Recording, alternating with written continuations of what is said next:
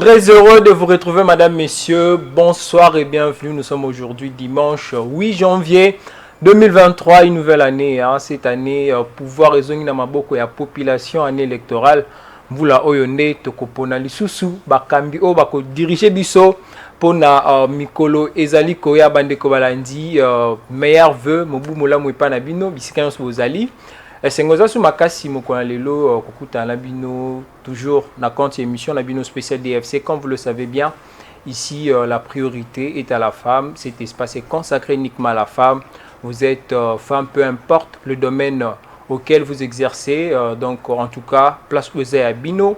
Numéro affiché au bas de l'écran, benga biso, bien peu comme la biso ko participer na émission au travers numéros affichés, mais également au coquipé comme la biso après émission pour na participer tout aux à la reçu na plateau na biso ya spécial DFC. Mukoya lelo bandeko balandi toko la focus sur l'actualité, toko mek un peu ko parler sur les différents sujets d'actualité. Il y a 8 semaines Mobimba, il y a mois de janvier, première semaine il y a mois de janvier. Depuis ba fête Timokolo ya lelo sur ce plateau, je ne suis pas seul. Toko débattre na ba sujet moi et belé accompagné na Ndeko, moi si Naomi Kusik Manambangu, elle est présidente mais également fondatrice de ASBL Dynamique féministe de la République démocratique du Congo, DFC en sigle Nayende. Toko betama solo wana mokolo ya lelo numéro affiché au bas de l'écran. Benga biso pe komela biso pe sa biso pe makanisi na yo Ndeko esika ozwami. Mama Naomi, bonsoir pe boyi malam. Bonsoir, merci beaucoup. Na profité pour na kopé sa mbote na ba membre nyonso ya association Dynamique féministe du Congo. Pe na profité ko souhaiter bayi kongomani nyonso mbula ya sika, makambu ya sika. Espérons que de bonnes choses aient se réaliser en 2023. Depuis le 24 décembre, déjà, processus y a enrôlé Bandaki. Est-ce que ce jeu carte n'a eu? D'abord, balancer qui est en le 24. Oui. Mais vous devez vous poser la question de savoir ce qui réellement est Bandaki le 24. Curieusement, on a Kimbanté qui est Massina, enrôlement et Bandaki le 24 était. Et du coup, respect il y a un mois et qu'on a respecté. Comment? Et qu'on a respecté parce que ils ont commencé en retard. Et barolinga baya kosenga dérogation ou soit ba pour Satan pour que ba récupérer temps oyo bango babanda quitter parce que l'erreur eza ya ba sont traités, l'erreur eza ya ba kit et komaki en retard. Et du coup il y a déjà un problème. Si l'organisation pour na enrôler bato eza mabe, suite logique il y a suite il y a souka la kamabe, mais nous ne voulons pas que ezalaka katina souka mabe, nous voulons le changement, raison pour laquelle j'ai souhaité des bonnes choses, des grandes réalisations en 2023. Espérons que ba erreur il y a 2022 ou ba erreur il y a 2018 est rattrapé biso na 2023. D'abord il y a un problème na makambo etali processus électoral. Le président de la République a lingué tes élections et à la transparente. A lingué élections et à la crédible pour que Batouba sa la contestation té. Mais si et seulement si eza oyo IDPS, le parti cher il y a monsieur Félix Tshisekedi Ezo Luka, espérons que la yango, mais nous constatons que ba irrégularité ou bien ba effet moko o ezali ko sepesa bisoté. Le fils du chef de l'État Azo Kende avec le président Kadima Kosomba machine. Ça nous montre déjà non mais kasi toyokaki non toyokaki là faut recadrer. Toyokaki muto a divulgué quelques informations a présenté qui excuse alors qui bel et bien que ça moi ya président Félix T a rectifié qui parce que la photo sur la photo c'était Anthony Tshisekedi et c'était qui peut-être Ezaki yo je ne sais pas ou soit parce que esquisse na Congo comme toujours non ce sont de fake news, ce sont des histoires balobaka mai ngana pamba te mai soge ningani seke muto atuti yango mai na ye moko ko ningana ga bongo te et moto pepe la dans le hasard te il suffirait que muto soit almet na ye acha ngo na kati zamba pour que moto epela soki tozo dénoncer et ça pour que to éviter ba erreur e salama na kala ezonga te. Soki tozo dénoncer elinkoloba te ke to lingi to mona ba mefu elekaki d'abord carte oyoyo bazo produit obiso et pas ya expert monsieur Kadima et ça carte moko ya mauvaise qualité ozomona obimisa bato lokola ba gorille, lokola ba monstre, lokola film de tala ya ba Shrek, tu te poses des questions, est-ce que c'est la personne ou bien exemple mutu bazu image échographie. Omoni ndenge image ya bon, je ne peux pas citer comme le roi de sa publicité, il y a chaîne X ou Y. Il y a des chaînes où ebimisa ba image ya échographie. Alors que quand on bazo produit biso zo bimisa biso ka le roi ndeti mutu azana na carte échographie bazo talo ibumu bazo scanner yo, donc on ne peut pas reconnaître la personne. D'abord carte eza qualité à mabe, espérons que l'élection est à la qualité à mabe. C'est ce que nous sommes en train de dénoncer parce que les élections, j'insiste, et koko za film té. Na film toye baradé producteur azalaka. Producteur azana ba acteur na ye. Ba acteur na ye azana ba figurant. C'est pareil avec les élections qui se passent au Congo. C'est-à-dire il y a des acteurs reconnus au Seigneur Morami Yebeli. Il y a des gens figurants. Comment ça? Parce que jusque-là... Kasi comment? Zala un peu pragmatique. Mais naza pragmatique. Nasa li film. Na film na bengi ba figurant. Ngamo na yebi que acteur principal ezanga moko. Et du coup, nga acteur principal na ko kufa te mais ba figurer faut ba kufa soit ba longwa la scène. C'est pareil avec les élections qui se passent pas seulement en Afrique, mais particulièrement en République démocratique du Congo. Et nous voulons réellement une véritable démocratie. La démocratie ne viendra pas ceux qui ont ça à élection, le roi film, suite c'est fait.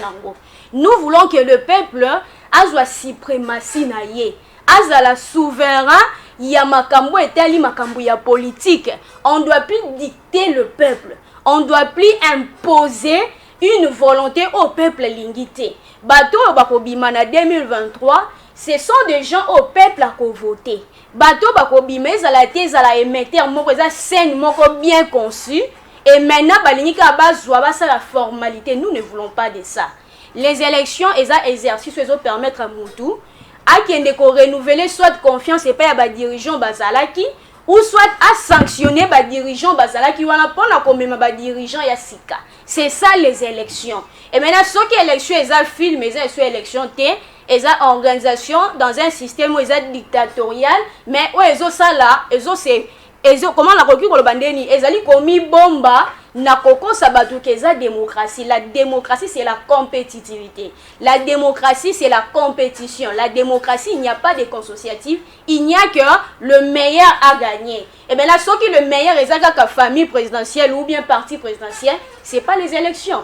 Nous les et bon, ceux qui va mériter. Nous voulons ceux qui va mériter réellement. Mais ceux qui va mériter c'est le peuple. Mais dans un mandat ou soit un bilan là chaotique. Vous n'allez pas me dire le contraire. Et les députés qui sont élus, ils ne présentent presque pas leur cahier de charges. Bayaka juste, Mutukingandi dégagé, ils insultent. Et par rapport à Kofinga Wana, ils sont maintenant connus. Et ils sont peut-être élus. Ou soit bien organisé des bassins qui saignent à film, abimi par rapport à l'organisation, il y a film. Nous voulons plus avoir des élections triquées. Nous voulons plus avoir des élections ayant droit. Nous voulons plus avoir de gens au bazar élite héritière la même esika. Tous ces gens qui ont exercé leur mandat et qui nous ont montré l'opprobre, qui nous ont montré n'importe quoi à niveau de l'hémicycle, balongoli même na beauté Assemblée nationale. Nous ne voulons plus qu'Assemblée quitte à niveau assez. Où il y a des inciviques qui passent à la télé pour dire n'importe quoi. Il y a des gens qui oublient la priorité des priorités à la loi où ils allaient concorder na vie sociale ou soit na réalité à Baïmboka, mais qui veulent faire de loi où ils allaient cadrer soit na Washington, na Chicago, na Paris, na New York, alors qu'en réalité, il n'y aura pas des effets dans la société nabiso. Nous voulons que cette fois-ci, cette population soit consciente, soit destinée à main. Ces gens bakosi biso il y a longtemps. Maintenant, nous voulons plus que bateau bazaki en 2018, baya kozonga en 2023. Si et seulement si Monsieur Kadima voudrait que l'élection ezala système ya filmete au bango mo basali ba ebi ke kingani yoza oza acteur numéro 2 zala no à l'aise vanda na yo ba figurant na ba yo kota na kite so ba figurant na ba mais kasi acteur principal les population. L'acteur principal au Congo ce n'est pas le peuple. Oh mais population yendem tazo décider. Les acteurs politiques. ce sont les acteurs politiques qui ont décidé la place du peuple. Et maintenant, cette fois-ci, l'opération est claire. Pour le peuple, si et seulement si la démocratie est un pouvoir, il y a peuple, pour le peuple, par les peuples, réclamez vos droits. Que toutes ces personnes au basal la bané na bané au ba commission Assemblée nationale au royaume na bango bazongaka alors qu'il ne produit absolument rien, alors que ba pesa kabino proposition de loi où ils ont cadré na milieu bino bozalité, alors que ba présenter bino ata cahier de charge té, cette fois-ci tolobi non ba rozonga té. Le peuple a censé à la souverain, mais le peuple au Congo a comment na troisième ou quatrième position, le peuple ne réagit pas. Et maintenant, l'acteur politique va comment rejoindre élément wana pour utiliser en faveur na bango. Comme ça, on ne va pas faire progresser les choses. La démocratie, ils ont filmé au poni l'acteur au tché, au borkeli bosso, bah ils sont finis bango bouton pause. Ou bien tché bango la nino na bouton stop, bah ils sont tché bango na play, bah avancer. Ça c'est pas des élections, c'est sont des formalités. D'une part, on est en train de voir problèmes techniques, notamment machine à un moment ils ont frisé, de l'autre part, tel que Outkoulouba, dans certains coins, enrôlement bandi retard. Est-ce que échéance, il y a un mois, aux hommes, on a possibilité que la population, il y a vu le province à Kinshasa, à l'enrôler? Parce que imaginez-vous, il y a un bureau de vote, il demande donc bazali ko conditionner enrôlement avec de l'argent. Comment ça? Alors que ils ont fait, mais d'après nos sources, il paraîtrait que bureau de vote monsieur ezosenga batumbongo avant ba s'enrôler, raison pour laquelle engouement et enrôlement ezali sous makasité. Mais si nous voulons avoir une nouvelle classe politique, il faudrait batuba s'enrôler massivement pour éviter film oyo yingeza a déjà préparé. Pour être tout la formalité sur papier, alors qu'en réalité il y a déjà quelque chose qui se trame. Et maintenant pour la kobe bisaba plan il y a diabolo ou soit pour la kobe bisaba plan il y a satana, c'est maintenant le temps où le peuple faut s'enrôler massivement. Mais beaucoup ça beaucoup de peuple na boulot d'étranglement ou soit na koko somoko boye a bien été enrôlé ça y a fait vous demandez de l'argent donc ils appellent parmi éléments oyo ezali ko fragiliser ou soit que ça a été engouement d'enrôlement ezalaté. Laissez les gens libres s'enrôler pour que se décider na classe ezala renouveler, classe politique ezala renouveler, tous wa classe politique pe barter politique ya sika o bazana souci ya bayi congomani pour être lo kwa ezala réaliser, arrêter d'embêter les gens en demandant quelques frais pour que s'enrôler. Et comme ça montre déjà de l'inexpérience et c'est déjà incompétence. Et hormis makamu ya kosenga bambongo, c'est que moi je suis en train de constater bateau va recruter na seni. Oui, nous voulons que jeunesse a travaillé, mais besoin jeunesse kaka boete boche bango na musala sans formation. On suppose que Moutou avant utiliser machine, il faut qu'elle a déjà rodé, elle a déjà formé et non aya akuta na machine kaka boye. Pour qu'on photo à matalikolo mesa, à matalikolo kiti abunda na kiti sango boelo wa mutawasa la kacha kangao kacha américain, alors que c'est pas bon. Nous sommes pas là pour nous amuser, nous sommes pas là, nous partons pas là-bas pour nous la budget. Okende, pour tozwa destin ya mboka na biso na maboko. To lingete démocratie et comme maka démocratie to ça elango siko na ndenge ya solo. Ce qui m'empêchera biso de exercer ba droit na biso démocratiquement parlant, cette année le peuple est déterminé. Arrêtez à créer des éléments de frustration pour que le peuple a s'enrôler. Et likambo il y a des photos de qualité, une mauvaise qualité. Je vous dis que ça n'a expressement. Si vous avez suivi le communiqué à CENI, ils estiment que bateau ba moni que la photo na bango ils peuvent revenir ça la ba bimisela bango ba carte mususu. Mais ba carte voilà ils ont profité na tricherie électorale. Alors que le peuple peut-être a beauté à carte, c'est fait expressement bilongane bimaloro la bagori le roi ba zombie pour que mutoya ko senga non je vais pas de cette photo na lingbo pesanga photo mususu. Les peuples doivent nécessairement être vigilants et j'insiste muto déjà s'enrôler alingi batata o ya kala wana bazonga lisusu te alingi nouvelle génération et kota ezo makambo main alingi ba jeune o baza expérimenté ba vanda na hémicycle bazongi sango beauté nango ezala ya longtemps. Soyez vigilants, soyez vigilantes. Et loko babengi toza soko tali carte ya kala na carte ya sikeza un peu moins différent. Na carte ya kala tozaki na code QRT, c'est-à-dire code koko permettre ba scanner. Mais na ba carte ya sika babaki si code wana ezo permettre scannage.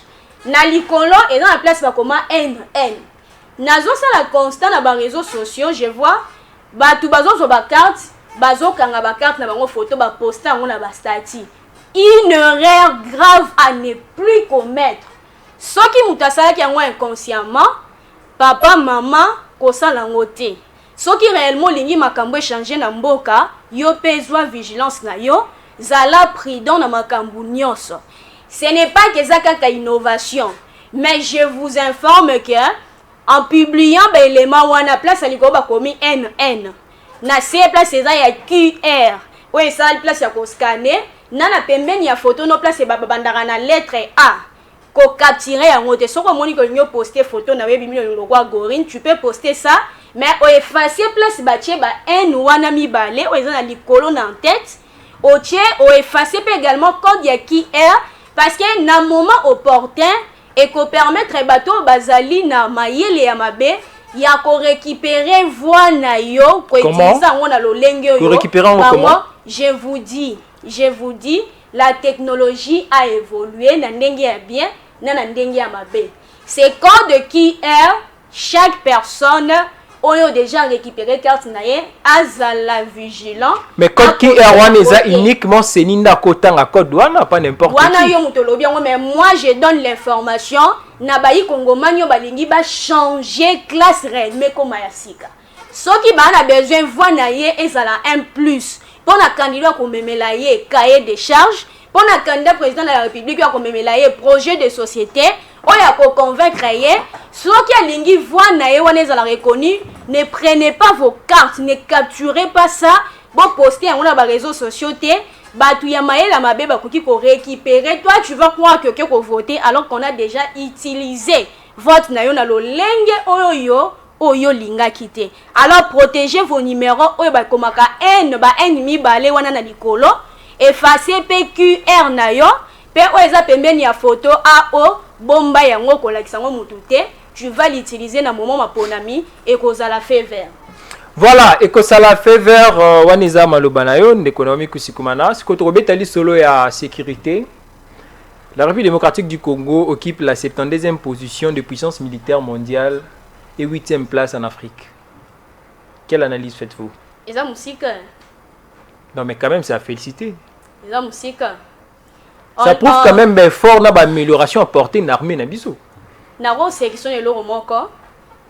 Bon, na rolingala créé polémique entre les musiciens mais il y a eu deux concerts. Et betami na stade de Martyrs. Concert à Liboso et betami wana. Bato ba pesi ba félicitations parce que c'était une réussite. Et pour arriver na concert Yami Balé, avant concert Ebetama, ba fan nous sous ba nini, ba ko balolango na piné, des histoires comme ça ba hyperbole pour montrer qu'il y aura plein à craquer. Et maintenant arrivé le jour J, ba balolité, lo lenge oyo et sengela ki baluka et baluki te mais stade de balusi bango moko. Et maintenant, pour la consolation, qu'est-ce que les autres disent? Non, un tel azana 7 ans de carrière na noté, un tel a kokisi autant mais na mwanda mwa babu mabeti, un tel a longi. Et ça et alors la temps okufeli maman. C'est-à-dire perdre déjà mutu. Mutu nyoso ko yango yao esili hein, maman kei, tata kei, zala kimia hein, kolela lisusu te. Et ça maloba, tant vous a déjà la lamentation, c'est-à-dire aux yeux tristesse, aux yeux passe, aux yeux échec. Et maintenant pour que mutu la qui saute que ça soni et ça passe, tu as quand même fait. Na place na yo mutu muso alinga kasala ngote tu as quand même non. Discours ya ba vainqueur ezalaka osali. Félicitations. Félicitations l'andana jamais na mais si tu avais attendu 10 ans, il y aurait peut-être des effets boé. Mais kasi koko mesika wana parce que to sali justement. Non.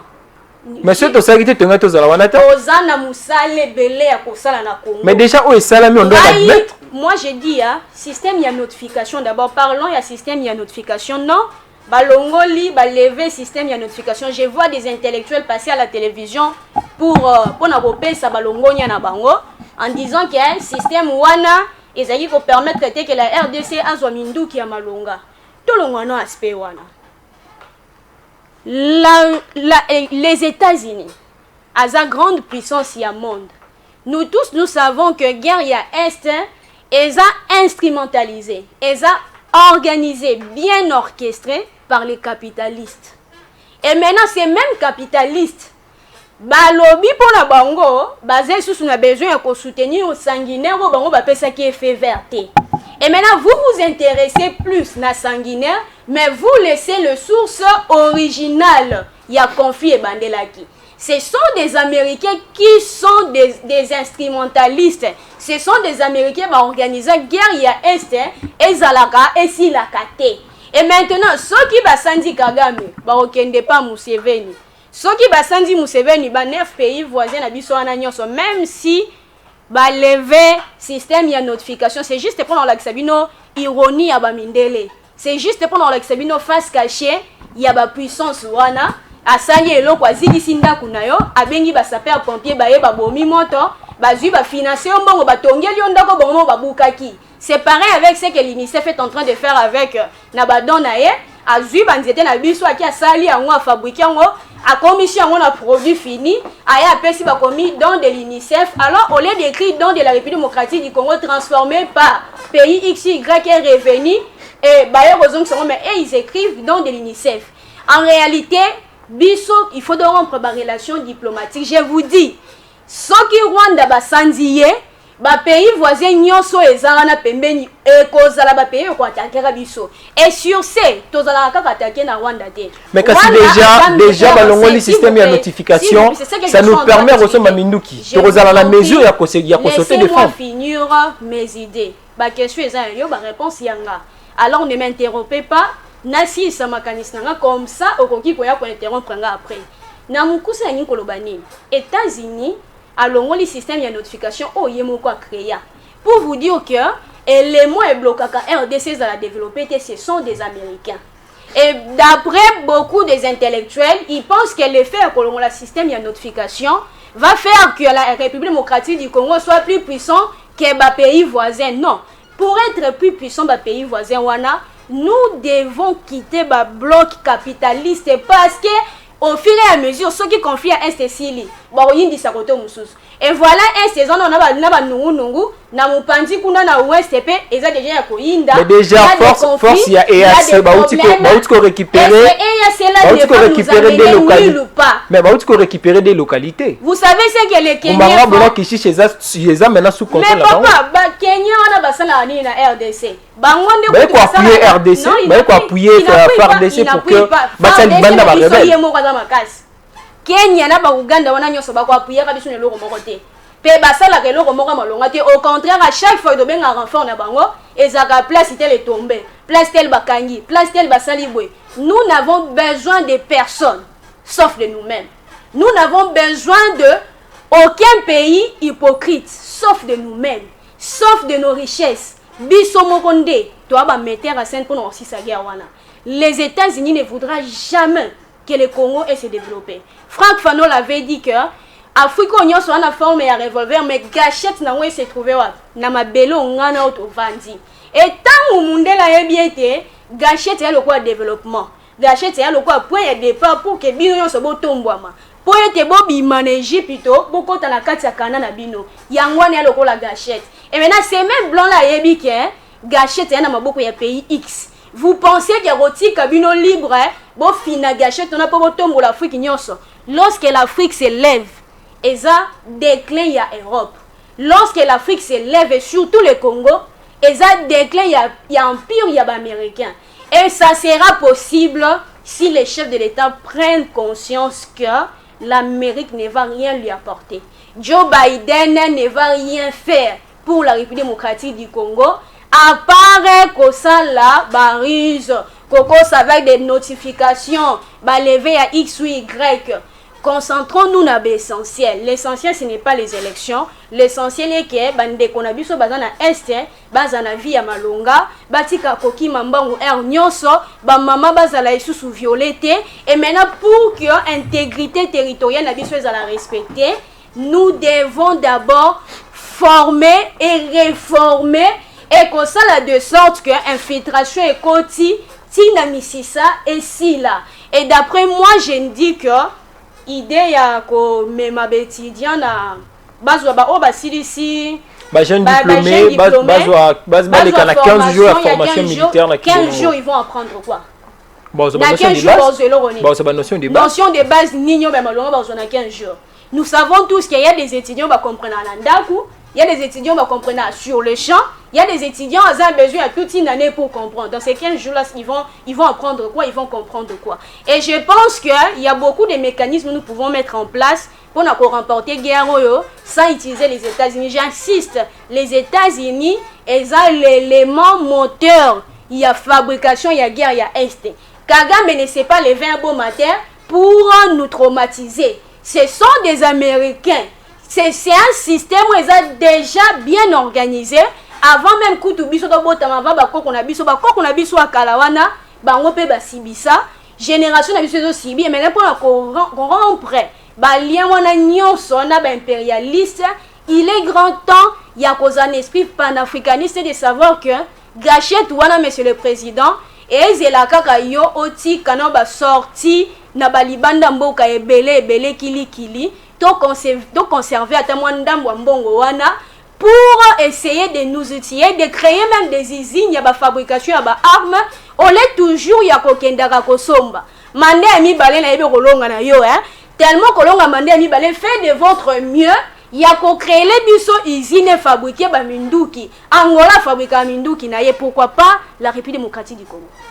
Voilà madame messieurs, vous êtes en direct, le numéro affiché au bas de l'écran. Benga biso, PSAP makansina yo soit comme la biso message. Na mois de décembre, il y a l'année passée, tout le monde qui est ministre Ensemble pour la République, qui a quitté le gouvernement Samalou Konde, tout le monde est ministre moro provincial, il y a province ya Okatanga, il a quitté gouvernorat. Quelle lecture ou quelle analyse faites-vous de cette prise de décision? Bouzoba comment? Bouzoba analyse moi non analyse musikate to travailler ensemble to vandina yo et il y a muto bozaki ne collaborateur à se décider il y a cause à la candidat et vous avez consommé l'échec il y a muto azo diriger et vous pensez qu'en disant de démissionner ne ko laver bino soit blanchir bino non système wana Congo to ligne on soutien toi bana mikete boye au vandi pendant 4 ans tout chaque 5 ans déjà vous avez déjà tout consommé presque 3 ans, parce qu'il y a eu au côté d'un gouvernement, il y a Samalou Konde, lorsque le PP Ilunga est parti. Ils ont épuisé 3 années, ils ont, dans Bazui Luxir, il y a pouvoir, et maintenant, ils veulent maintenant se montrer que Baza Maboko Pembe, Baza Blanchi, Bango Barana problème, ils suivent leur leader. Non, ils sentent déjà que navire est comme une asuka. Bango Nyo Sobalier soupe. Non, ils doivent apporter un résultat, apporter même bilan. Oh, le monsieur Félix Azanango, il y a un peu de 0 trou, ma boule est partout. Et ça, nous avons un gouvernement. Balobi, l'otiliki, ezala langonga nyoso. Mais courant de l'estage, c'est comme pas possible. Aux Ngiri, oye kozwa makala. Ngiri, auparavant, il n'y avait pas ces problèmes, il y a de l'estage. Mais nous sommes dans la carte, il y a régime, il y a chile gelo. Et de les stagiaires au quota, il y a des gens qui ont même plus d'1 semaine sans courant à niveau Ngiringir, Makala, Kassavubu. Et mais si tout le monde équipe parce que national bazosa musala notamment na ba quartier mususu courant et peli et si kamoli les ala qui tout le monde le monde de koti quand même musala les osala na quartier ninga pesio na ebition ngeti na commune Ngiringir na ebiezara na comment on va utiliser FEDER. Dans FEDER d'après Batouana courant bozana de l'estage cabine peut-être disjoncteur et kiti angomoko et après un certain moment et zongi et mes systèmes il y a de l'estage et tiga jamais kozala mais comme le système a de l'estage bolali 4 jours 3 jours des fois même 1 semaine sans courant et maintenant jour la bino ya courant et goya peut-être na 21h 22h respectez les Congolais hein, respecter les Congolais. Le fait à cause d'un pouvoir ne veut pas dire que non. Et ça cycle à vie, c'est fait comme ça que les autres doivent être là pour mieux orienter les choses. Mais lorsqu'on oriente les choses, cela ne veut pas dire que les autres sont plus petits que vous. Non, vous devez nous respecter. Vous nous devez du respect. Et ceux qui ont un respect envers Bissoté, c'est nous qui Bissoté de Sarabine au pouvoir. Et même l'autre qui est malongate, et ces gens ils prétendent que Babimi, Victorien, Babimi, héros. Non, on se bat à compte il y a un régime, il y a un gelou. 145 territoires, projets immatériels, irréalisés. Oh non, il faudrait attendre 2023. Qui veut dire 2018 à 2023, vu que c'est matérialisé, c'est de l'échec total. Et maintenant, 2023, ils ont quinquennat à Sika. Là, maintenant, il y aura d'autres réalisations, soit la continuité de la réalisation et échec, ou il y aura réalisation quittée. Et donc, je ne sais pas, non, s'il vous plaît, démissionner. Binonyo sona ba obatika na ba obobimi mutamalamu azate eza buzo ba décision. Il devait toujours être là bon yo soba se noyer na souka. Donc pour la yo rien n'est fait. Non, rien du tout. Comment? Mais je vous ai expliqué. Mais il y a des choses qui sont palpables, il y a des faits qu'on voit, il y a des travaux qui se font ça et là. Mais comment est-ce que pas la yo même à tant terme il y a pourcentage? Parce qu'on a bien pourcentage. OK. Topé si papa mokonzi longonya. Ce n'est pas que papa mokonzi akabeli biso mais j'ai le comment la constitution mais et ça la maraté a copé sa biso gratuité. Merci naé mais sur la gratuité, l'effectivité n'est pas dans sa totalité. Si on paie sa pourcentage sur 10, il y a 5,5. Là, c'est au moins une réussite. Ce qui est dans l'opération 0 liboulou naé peut-être ce qui vous kanisa kini. Quand vous disiez ça opération, c'était pour séduire ou faire du populisme. Là, c'est 0,001% sur 10. Donc, ils ont projet moko échec total et lamentable. Et ceux qui sont dans 145 territoires, n'en parlons pas. Populisme, n'en pouvoir, n'en parlons pas. Tribalisme, n'en parlons pas. Je vous dis, despotisme, n'en parlons pas. Babylone, comment ils ont les awa, dans la ligne qu'on a liste et moulaïté. Et ceux qui ont flambé, des raisons matin, on se pose des questions. Est-ce que autant bolaka na Kinshasa? Na tambolaka Kinshasa, ngabu na tambolaka na ba milieu eza rural. Na tambolaka. Mais comment est-ce que koloba 0 trop eza 0,00%? Mais 0,0% zela. Alors que misala ezomona. Toke na Gambela ah.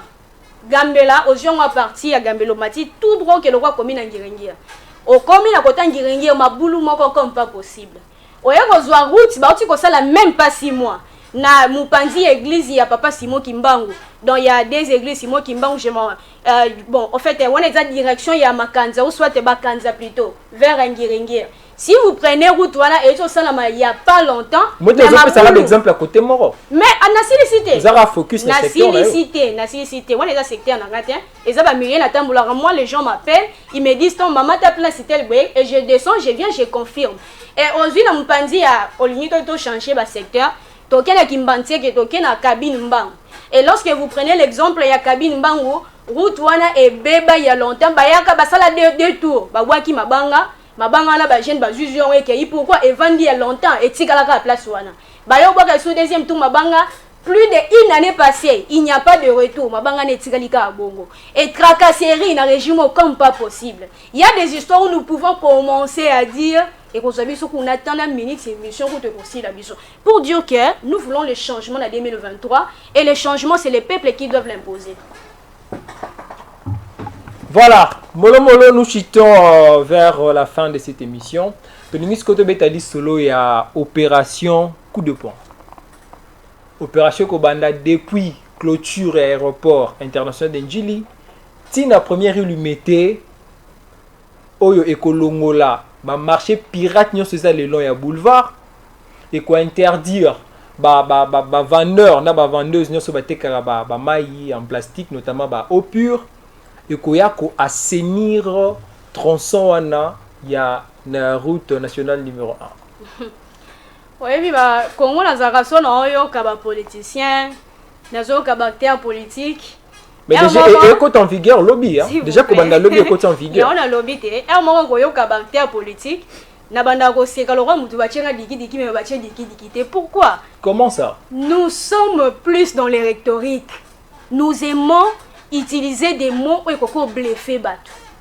Les gens ne veulent plus vivre dans l'irréel. Les gens veulent du pragmatique.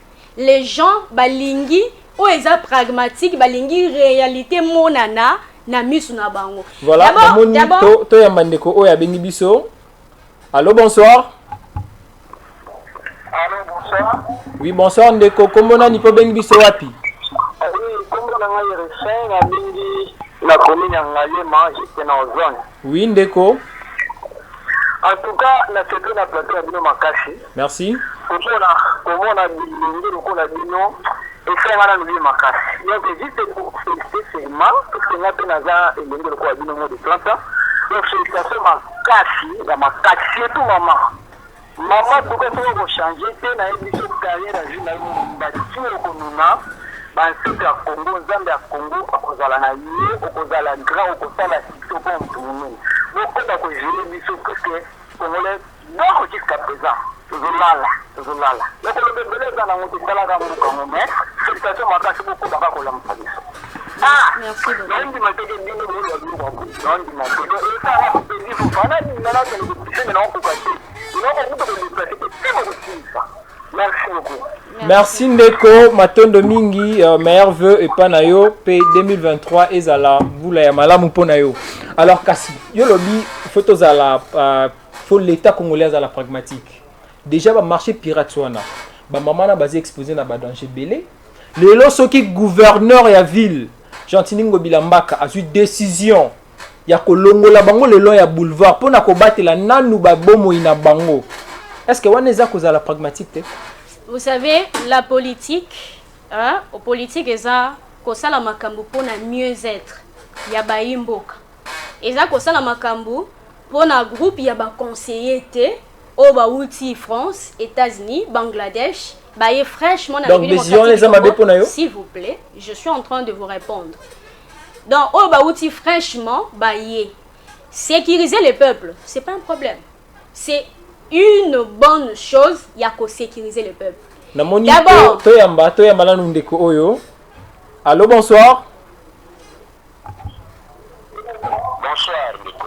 Oui, Ndeko, comment on a Nico Bengiso wapi? Comment on a papa Michel? Oui. En tout cas, papa m'a félicité. Oh là là. Namoni ndeko. Allô? Ndeko akozongela biso. Kasi pona yo décision no moni yango malamu te? Mais nazali ko répondre à yo lingi siko motu no tuni na lobi oui, ngala lobi non, alors que c'est pas ce qu'on doit faire nécessairement. Qu'est-ce que je voulais dire? La décision ya ko boma marché pirate eza malamu. Maintenant, mécanisme ya ko salela yango e kitoko te. Ba maman na biso ba vivre na taux du jour. Bazara la muki aki azui et la majorité mais presque biso nyonso to zara na ba compte bancaire te parce que banque comme nango na sécurité te au mona yamo gouvernement PM bon nyonso banque kangami bon comme obligé bon na bino ekelega. Est-ce que tu vois pas que là c'est trop fort pour rectifier? Non, gouvernement PM bon comment? Oh mais je dois rectifier pourquoi? Non, non, là c'est trop fort. C'est la banque banque balela wana ezala banque ni. Banque mais est-ce que le gouvernement te pire? Mais c'est ce que ceux qui gouvernement ça ceux qui sont dans état mais là c'est trop fort quand même. Ceux qui sont dans état eux ils ont bengi banania makamunyo sur ça la mana désordre ko boma ba marché pirate. OK, c'est une bonne chose. Mais mécanisme ou bien piste de solution pour la survie ba maman wana eza nini parce que ces mamans ba vivre nango, il faut trouver des mécanismes qui permettre bango ba vivre. Namoni ne ko songel biso lisusu. Allô, bonsoir. Ok, pesa biso makantina yo ndeko.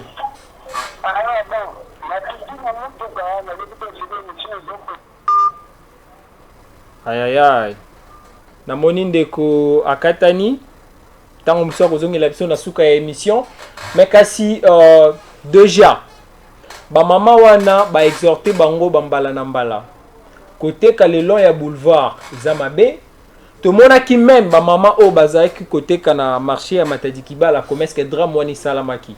or que ce que si kana ba tubazala kité quoi que drame wana salamaki ngé causer ba mort ndenge kozaki wana te lelo ba mama wana ozomona chaussée yango yo bango ba étaler kaka juste wana ne bandeli déjà c'est un danger permanent alors ce qui le gouverneur a eu décision ya kolongola ba mama wana est-ce que eza eloko oyo vraiment yo okoki ko décrier à na plateau ya spécial oui na ko décrier yango nazozonga directement na fongoli parenthèse mbango obeti lisolo ya ba mama bakufaki na Matadi Kibala milimo na bango epema na kimia il y a d'abord un problème même si ba interdira ki bango que zone oyo za zone rouge n'allait pas travailler mais snel il faut utiliser ka ba paratonnerre évitaka soki tonnerre yé et roko ça la retour pour que basinga et soit électrique et ça la électrocution plutôt na bateau bazawana et du coup bateau misus bakufaki par résa partagé parce qu'il y a des gens qui s'entêtent qui va continuer toujours à travailler nesi kawana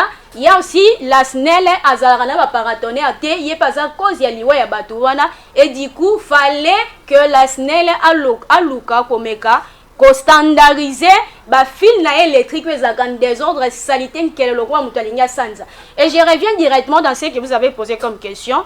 C'est bien que bon marché pirate. Moi ma question est que ba maman la bazalaka ba vivre na taux du jour. Et maintenant lorsque ba suspendre ba marché pirate, il propose quoi à la place? OK, il propose ça. Et maintenant mécanisme nino bango ba tient en place pour que ba maman na survie na bango est normal parce que ils apprennent la protection na bango. Et du coup, lorsqu'il y a des mesures et ça la ba conséquences même ya malamu na ya mabe, ba conséquences wana ekota rapé également l'économie, ba conséquences na soit sali régression économique ou soit thématique yango. Donc on ne peut pas se réveiller un bon matin, prendre des décisions sur coup de l'émotion ou sur coup de la frustration en disant que nous sommes en train de mieux faire alors qu'on est en train de frustrer les gens ou soit on veut satisfaire quand X et laisser les autres insatisfaits. Et aussi, je lance un message et pas à monsieur le gouverneur, Mandela Binokomi presque déjà, c'est déjà à la fin, il y a un problème. Autant d'ici, vous parlez de la sécurité, côté Kanabalabala. Mais qu'il y a limité la place au bâché, on ne souhaite pas. Bah chauffeur n'a biso des fois à 207 batam ou la contrôle raté. Supposons que cas accident mortel et salamiwana et vu que ils ont juste à ciel ouvert, ils ont juste na balabala et puis en plus ils ont la prince, vous interdisez ces mamans là, batter kana prince cité mais bozo ça là ba place ya ba loisir na prince, place moi na na 8 ans, 12 ans, moralité c'est à ma case cité royer batter ndenya koki kokima et vous créez vous-même de l'insécurité alors que vous condamnez l'autre mais yo moko zo créer alors que vous êtes censé comme ma solution. Fiki na étendi ya munene.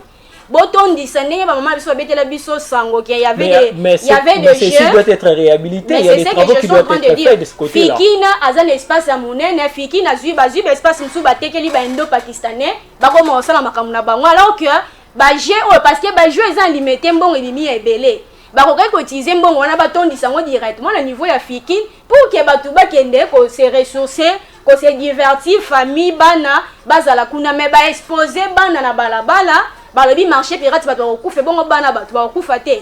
Donc lorsque vous prenez des décisions regardez aussi ou soit faites ce qu'on appelle la jurisprudence. Voilà, obeti solo ya ba parc d'attraction na ba parc aquatique ils a érigé le long ya limité banda na 2e rue ti 14e rue limité.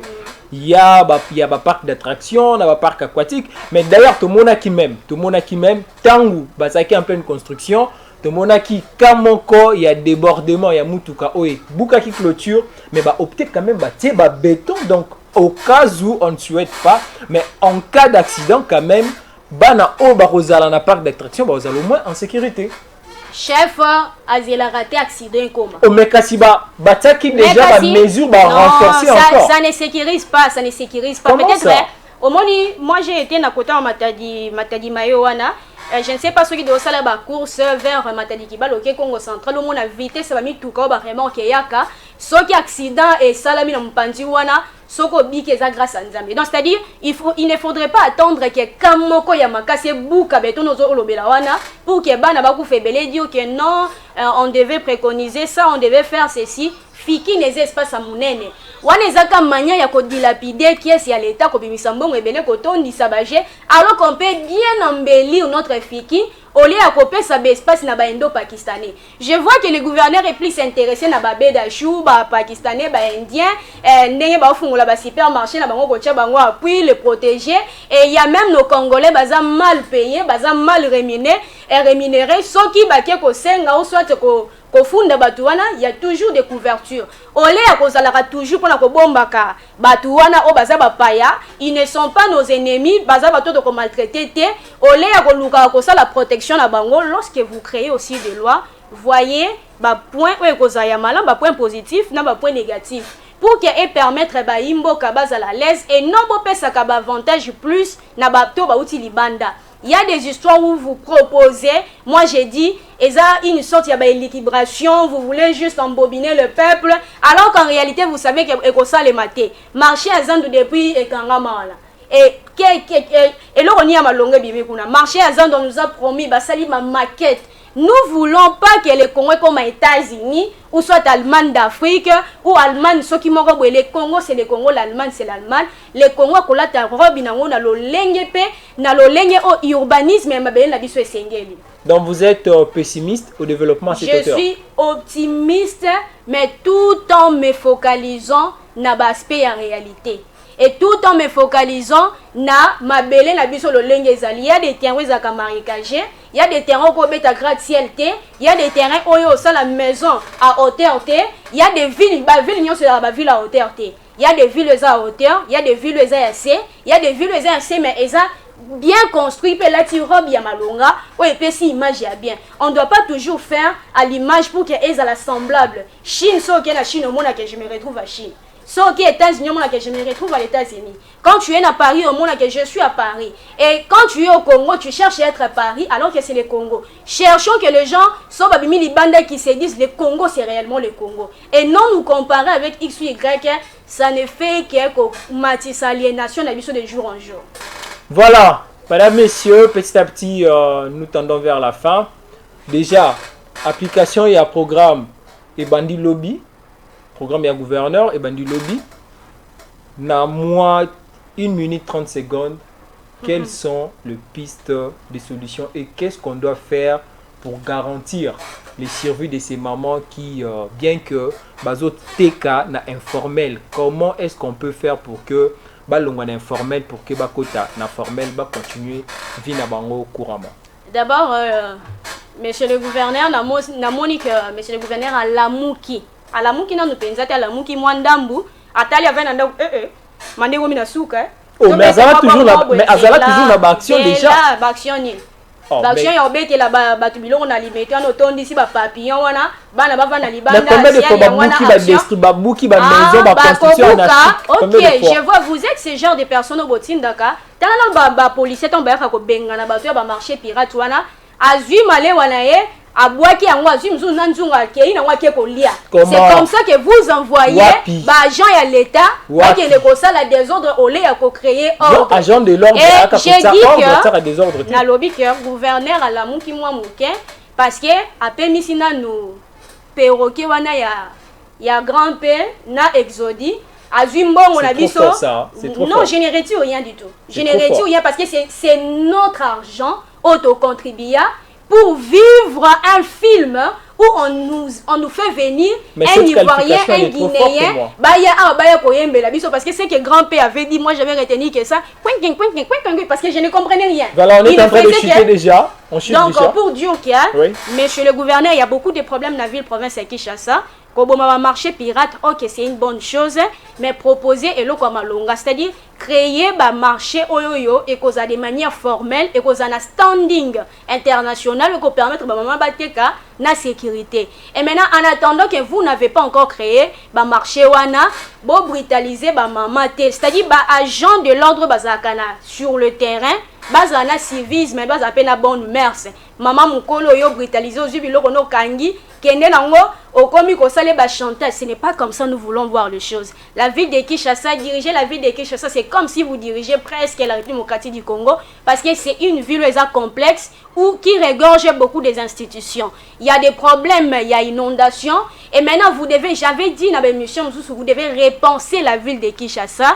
Vous devez avoir des équipements appropriés pour que la ville et équipement ne peut permettre lorsque bossa la bakirage d'eau éthique à la une semaine 2 semaines comme ça s'est fait en Afrique du Sud et permettra que lorsque vous avez kiré vous attendez quelques minutes pour lancer la séchage directement et non au lieu ya kokende mbula tango ebeti ezongi ici waneza bossa la eloko mon côté bossa la bozonga kana casa de départ boza ki place hôtel bozongi suka place wana mais c'est le gouverneur na moni tant y ambiance sili bexodi bazongi na ba pays na bango et maintenant au moni que exodia memeli biso le côté bon on a biso nyonso vous terminez par là rapidement monsieur le président de la République.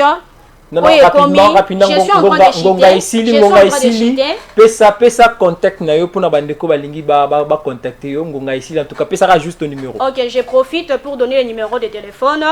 Ceux qui bolingi bo joindre biso na WhatsApp, eza 089 87 93 114 na bandeli 089 87 93 114 mais permettre nga lo bakaka moment ya émission s'il vous plaît ngonga esili la télé c'est du temps ngonga esili en tout cas ngonga esili ozaki ngonga la yo et puis o utiliser ngo ndenge omona ki bon le faire madame messieurs émission moko lelo esuki awa merci na bandeko nyonso ba réagir merci pe na bandeko oyo bo se connecter na suka awa to betili solo ya actualité to bandila makambu ya processus ya enrôlement to yé na sécurité to continuer muke na éducation peut-être ko suka na décision ya gouverneur ya ville province de Kinshasa monsieur Gentini Ngobila Mbaka oyo kokota déjà en vigueur lobby décision wana eko éradiquer ba marché pirate ko longola ba maman bazote ka pene ya boulevard ko pekisa côté ka ba sachet ya mai ya ba sachet ya plastique o to bengi ba eau pure. Et puis kopekisa ba mauvais stationnement ba mituko ekufa na nzela kolongola yango pour que ville ya Kinshasa elata elamba nango ya kitoko ndenge toyebela yango Kinshasa la belle c'est encore possible de vivre encore na Kinshasa la belle. Retrouvez en rediffusion le mardi à 14h30 pour un autre numéro. On se retrouve le dimanche prochain.